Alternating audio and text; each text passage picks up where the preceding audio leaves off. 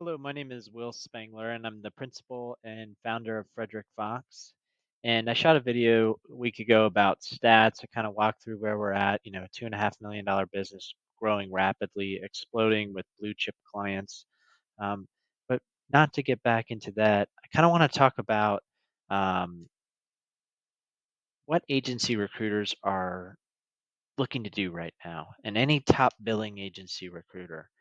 What are they doing? They're wanting to build their own business. They want to get out of the employee mindset, and it makes sense. Why would a top biller that's billing 500 to $1 million a year continue to work for somebody else and give 50% to the house? It just doesn't make any sense. Um, and more agencies are losing these folks because for a top billing recruiter that's very resourceful, it's really easy to just go up and hang their own shop, um, and create what I call, yet again, another recruiting agency doing business the same way under a different letterhead. It's like they take the Robert Half model and then they just build Robert Half again. It just happens over and over and over again. And nothing wrong with it. It works and it is bulletproof and it's proven. So Robert Half is a top recruiting firm, and there's nothing wrong with rebuilding the system over and over again that they've created. But I think what these top billers realize once they start their own business, and I came to this realization, is it isn't all smoke and mirrors on the back end of it. So I just want to talk about a few things. So there's you got to get all your legal paperwork. You got to get all your contracts. That's probably a $10,000 investment, really, if you're really trying to do it properly.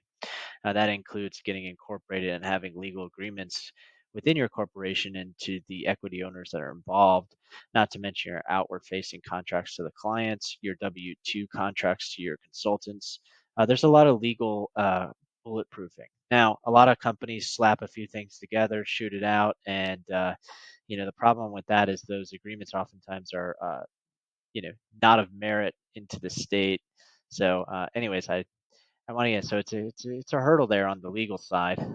Then there's insurance, there's general liability, there's errors in admission, and there's workers' compensation insurance, which is broken out by state.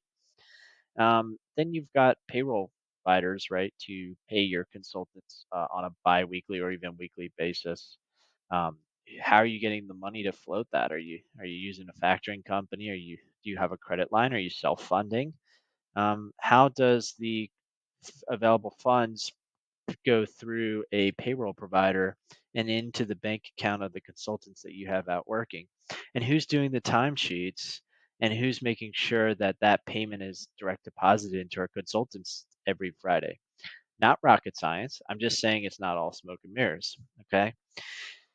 You've got month end close and reporting every month in your business, right? Are you working with a CPA firm? Which CPA firm are you working with? Do you have an EIN number? Do you have a business banking account?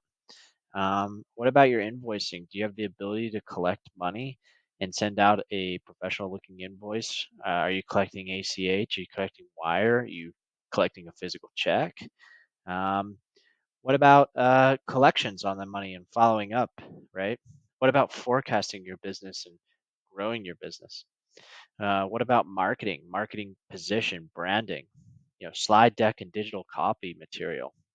And then what about your core differentiation as a business, right? Back to what I started before. It's you take the model and you just rebuild the model. It's nothing different. Honestly, to the client, you're okay. Besides you as the top biller and I like you and I want to work with you, your business is not as strong as where you came from, because where you came from, there's a system and training and there's other people that could fill the gap. So me as a client, I love you to death as Mr. Top Billing Recruiter, but I don't necessarily want to work with your business over here. I understand you're trying to sell me as a boutique, higher level agency. That's what everybody sells. It's funny, the boutique executive search. Um, that one's a little overplayed too, um, and it has some merit. Don't get me wrong, but I would say that the client is no better off and that you have no core differentiation. And then the way you build the business, oftentimes there's really nothing different to the people that are coming into your business, right? So you leave this big agency, you start your own agency, and then what do? You hire recent graduates and squeeze the juice, just like everybody else squeezed the juice before. But now you're the owner and you're taking all the profits, right? So when I left the big agency, I thought, well, why don't I just do that? It works and it's a proven model and I can make a lot of profit, right? And that's tough as a business owner. You say, why wouldn't I just do that, right? But I think that there comes a point in time where you say, I want to do something different. I want to build something better. I want something more meaningful, right? And I think that there was a platform business that came really close to building what I thought was a really great community. They're about $140 million platform business. They got a lot of things right and led by excellent leadership. Um, and they were on the direction and on the path, but oftentimes what happens is greed just always gets in the way. And you have a culture that's breaking down and you have poor business strategy. And it just you know it nonetheless, there was an opportunity to fill a gap. Okay. And what we built was a platform for people that want to go independent, but if they're gonna build and start their own agency or be a 1099, they've got to have the opportunity to build value or equity in what they're doing. The main reason that people leave it is because they want ownership. They want to feel like they have a business. They have business ownership. There's a reason why they're doing leading, growing, right? They're not doing it for free and then paying the back office expenses of a centralized hub with that's being poorly ran, that can't keep staff every 2 weeks that are turning over, right? That's you're building a business with no ownership and paying the back office expenses, and then you complain monthly about why am I not making any money? It's like you have no ownership. They can put any back office expenses they want on you. Period. Right? So what did we do? We built a platform with an automated back office and we built a commissions model where we could still have a shared service center that's lean, mean, and automated, right? And actually provides service to the people that are representing our brand. We have a partner program where when you build, you're in that value side. We have tag along, drag along rights where the center can't just sell out, right? And in other models, the center and maybe a senior partner slither that has a very diluted equity share, they can just sell out at any time, right? And you know, just get out of the center when everybody else is building that center model, right? Um, in our model, the center can't just get out, okay?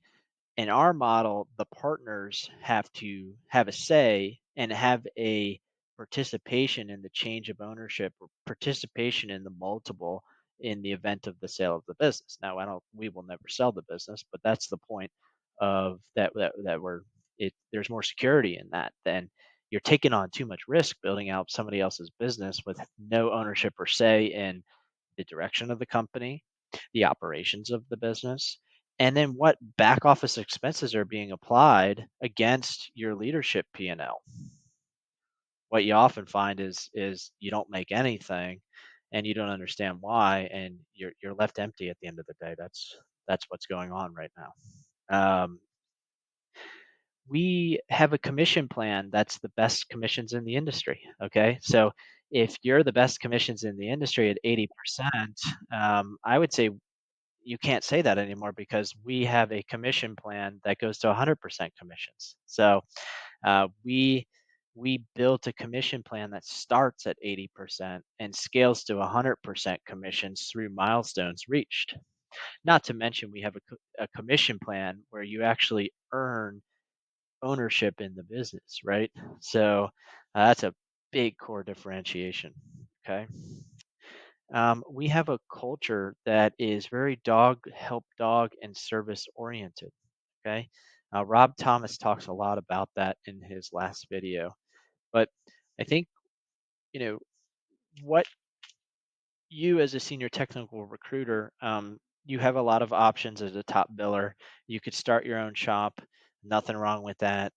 But if you're looking for a lifestyle, you're looking to bolt in with other top producing agency recruiters underneath of one hood, there's a certain amount of synergy, and you can actually create value faster within when you have a team of people underneath of one hood.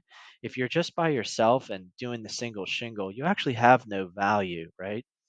And you'll realize that a lot of the work is more than you thought it was, and it's stealing your time from actually producing and selling, right? I'll back to the smoke and mirror stuff. So I think what we offer is for somebody that doesn't want to be alone, that doesn't, isn't fulfilled billing 300,000 by themselves. They want to get to in back into a community of like-minded people. They want to be back in a situation where they've got support for their clients. They can go to a client and reasonably say, "We deliver candidates," right?